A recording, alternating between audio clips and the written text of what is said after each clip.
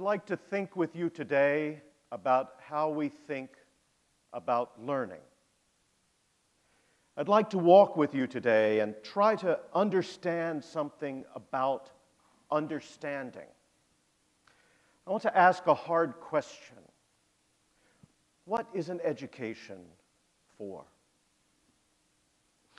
As it turns out, in one of life's little ironies, the thing that is perhaps the biggest obstacle as we try to think about how we think about learning is our brains. Daniel Kahneman, in a book called Thinking Fast and Slow, maps the difficulties we have with our brains as we try to think about how we think about learning.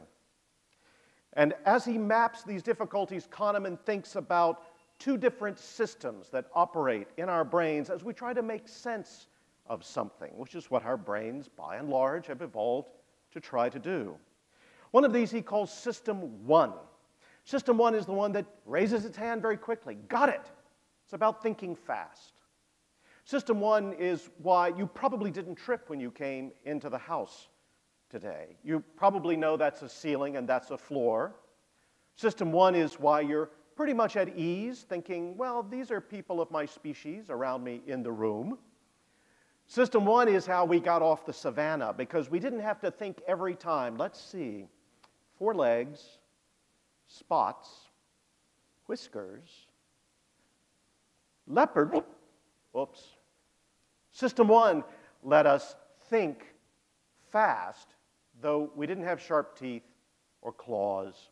And we couldn't always run as quickly as we needed to, but we could figure things out very quickly. So System 1, very handy. It's how we recognize a loved one's face. It's how we become fluent. But there's another system, also very important. Kahneman calls this System 2. This is the system that stops, says, go slowly.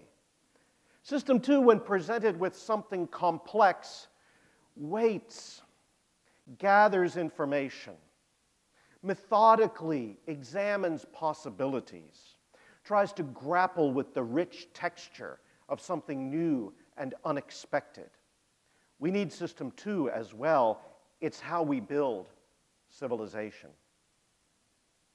But there's something unfortunate about the way these systems have evolved. They don't necessarily play well together. For example, when you ask a complex question, a really hard question about a complex matter, you would think that System 2 would go, puzzle over it, examine the possibilities, analyze it from many different perspectives. But System 1 gets there faster. System 1 raises its hand immediately. Got it. And it does it in a particularly treacherous way. System 1 doesn't answer the hard question. Kahneman tells us that System 1 substitutes an easier question for the harder question and does it so quickly that we don't know a substitution has happened. System 2, a little lazy, takes a little more effort, takes a little more glucose in the brain. System 2 stands there, and System 1 raises its hand, answering the easier question, and hoodwinks System 2, and sometimes all of us, into thinking that the hard question has been answered. So instead of System 2 puzzling over what is an education for, System 1 raises its hand like a good student in the front row and says, oh, no, let's answer an easier question. How do we manage what happens in school? And that question comes in so quickly that we don't realize we've ducked the harder question. Instead, we invent a technology called learning outcomes. Learning outcomes answer the question, how do we manage what we expect in school? And often, tragically, completely ducks the harder question of what is an education for? Google learning outcomes, nearly 11 million results plus sponsored ads. This is a big industry. Learning outcomes is not just the coin of the realm in pedagogical theory. People are making money off of talking about learning outcomes. Apparently, I have 160 personal results when I did this search, and I wouldn't boast of it. A learning outcome, a statement that specifies what learners will know or be able to do as a result of a learning activity. Sounds easy. System 1 says, great, we've escaped the predator. System 2 says, much, much later, was that the question? And you can go to prestigious universities and find out the difference between learning outcomes and learning objectives, and you can go for the deep dive and find out that maybe there's a difference and maybe there isn't. Scholars disagree. Of course they do. And if you really go into the deep dive, you get charts, things that line up very neatly. System 1 looks at this and rubs its hands. It's like, yeah, I got the answer. I did well on the test. I scored 100 on the easy question. How do we manage what we expect from schooling? And the larger question, what is an education for? That question never even comes into our minds. Or if it does, someone will say, that's the 30,000-foot level. Let's get practical. This is practical. System 1 loves it. But we don't get away from the enemy of ourselves. We know that learning looks more like this than it does like those rows and charts. This could be a map of neurons in a brain. As it happens, it's a famous splatter map of connections on the internet, the most brain-like structure we've ever built, full of emergent phenomena, repaying System 2 careful consideration, not the kinds of things that we do in school to squash that together. Or, even better than a splatter map, a Necker cube with Schrodinger's cat. Learning looks a little more like this. True understanding, what an education involves, a Necker cube that could look like it recedes or comes out at you depending on the way you look at it. Or Schrodinger's cat caught in a quantum puzzle in which it's both dead and alive at the same time. And how would you know? These are paradoxes. These are the sorts of things that an education brings us to engage. Not those charts, not those rows. Paradoxes, connections. These are features, not bugs. Cognitive psychologists John Carroll and Mary Beth Rawson say the paradoxes of learning must be taken seriously, not as defects or errors, but as fundamental patterns of learning. And System 2 goes, And System 1 raises its hand and says, no, it's all right. We have learning outcomes. I have a chart. I have a flow chart. I have diagrams. I have arrows. And they all line up. They all line up beautifully. And the hard question not only never gets answered, it never really gets asked. This won't do. This is not right. This is not fair. This does not answer the complexity of the lives we live together, the problems we face together, the difficulties we have invented together, and the solutions that we have to work together to find. It's also not fair given what we know beyond a doubt. At least now, our lives are finite. Our little lives rounded with a sleep, as Prospero says in Shakespeare's Tempest. What to make of that? The short time we have together. A few decades, a few hours, a few moments. I want to share with you a clip from a film called Blade Runner, in which there's a beautifully contextualized moment at the end in which a replicant, an artificial human named Roy Batty, confronts the end of his life, a cruel end, because he had only 4 years. He had superhuman powers. He traveled farther than any human being would, and yet this too has an end. And in this clip, we hear Roy Batty pronounce a benediction on the end and meaning of his own life, something that should engage our slower thinking, our meditation, and perhaps, even for an artificial human, something that together we recognize as our common humanity.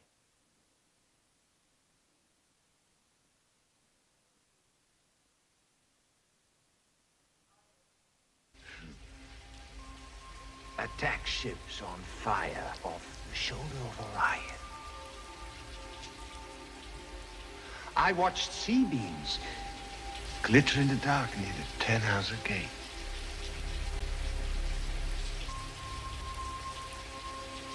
All those moments will be lost in time,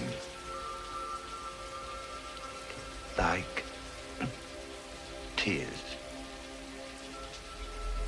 in rain. Time to die.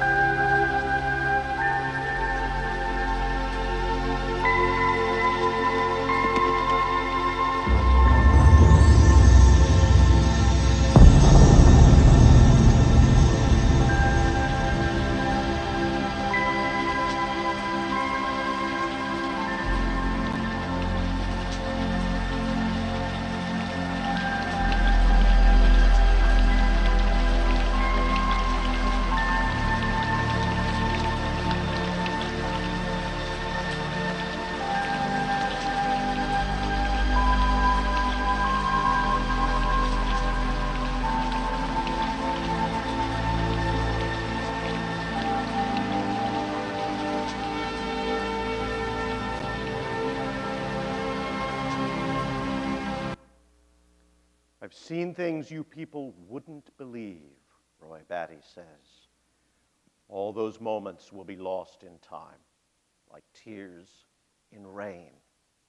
And yet, that dove he's been holding, mysteriously, through the last chase in the film, is released at the moment of his death, flying into that cloudy, uncertain sky, signifying, to me at least, that there is a constant hope, a desire, a need to assure ourselves that the moments we have shared, the moments in which we have built our world together, will not be lost in time, like tears in rain. This is a central concern of our species, perhaps the central concern of our civilization. As we are busy doing all the other necessary activities, that concern, that need, that desire, they lie at the heart of who we are.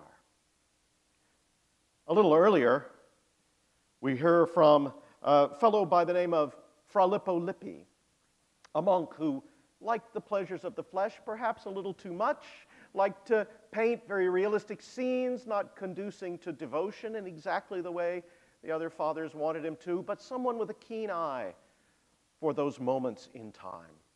Someone who would paint his own self-portrait into the paintings of the Adoration of the Magi or the Nativity, someone to let us know as he looked at us, yes, this moment is not lost. I am here. I wait for you.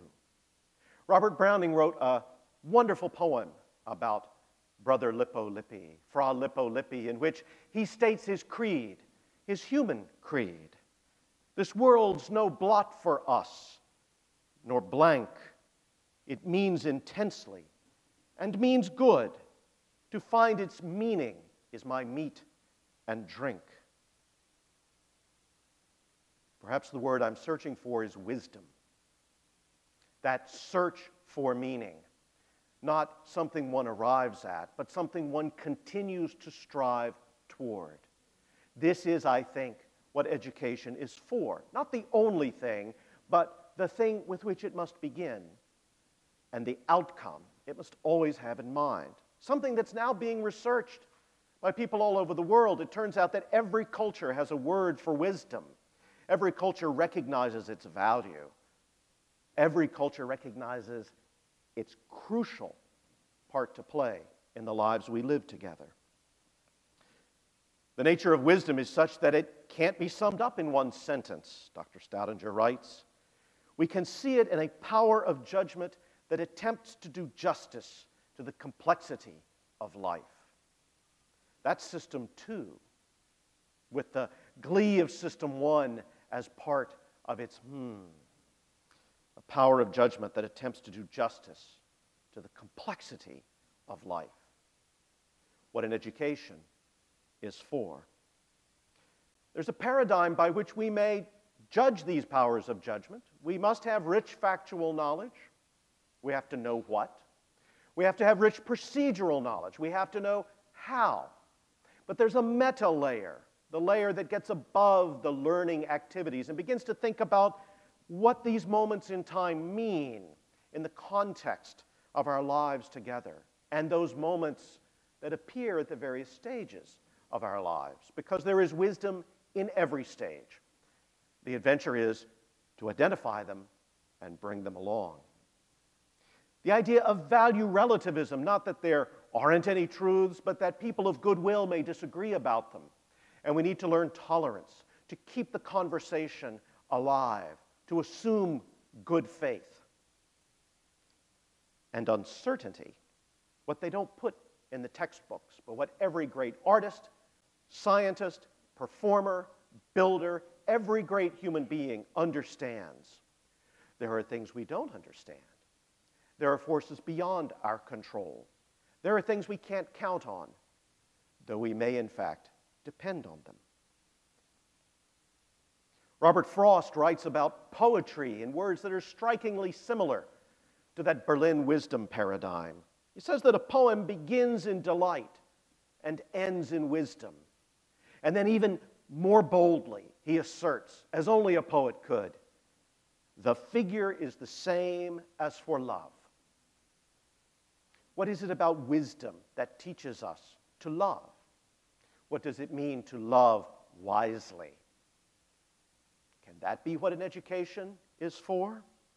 Can we speak of the figure an education makes and say of an education, it begins in delight and ends in wisdom, which is to say, it doesn't end? Can we say that the figure an education makes is the same as for love? I began to learn about poetry from this woman, Dr. Elizabeth Phillips. I had her my very first semester at Wake Forest University, nearly 40 years ago. And I learned from her the factual knowledge. When were the poems written? Who wrote them? What were the cultural contexts?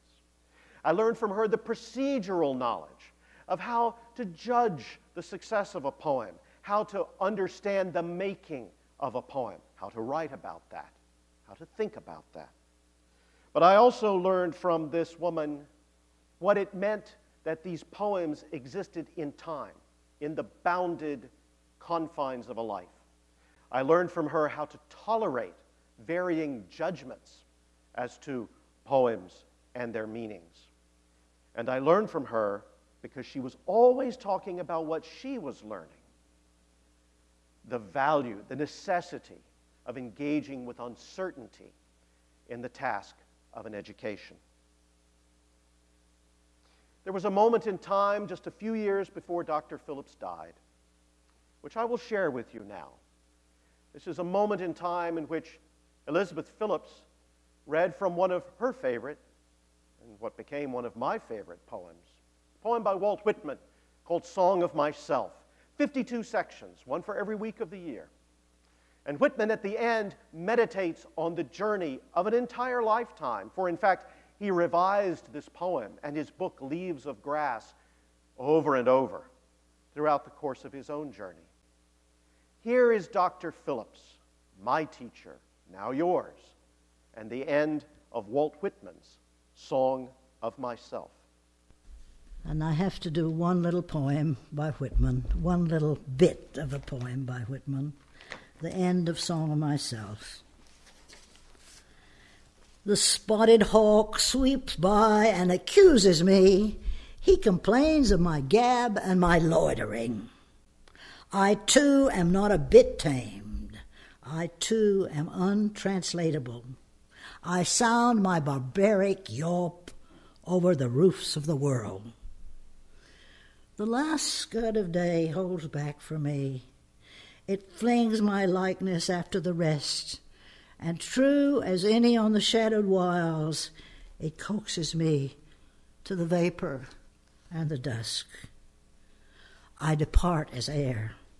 I shake my white locks at the runaway sun. I effuse my flesh in eddies and drifted in lacy jags. I bequeath myself to the dirt, to grow from the grass I love. If you want me again, look for me under your boot soles.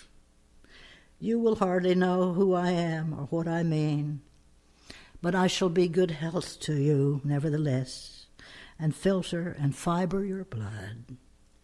Failing to fetch me at one place, keep encouraged. Missing me, one place, search another. I stop somewhere, waiting for you. Failing to find wisdom at one place, look another. Keep encouraged. Elizabeth Phillips, Walt Whitman, Robert Frost, Fra Lippo Lippi, they all stopped somewhere, here today, waiting for us.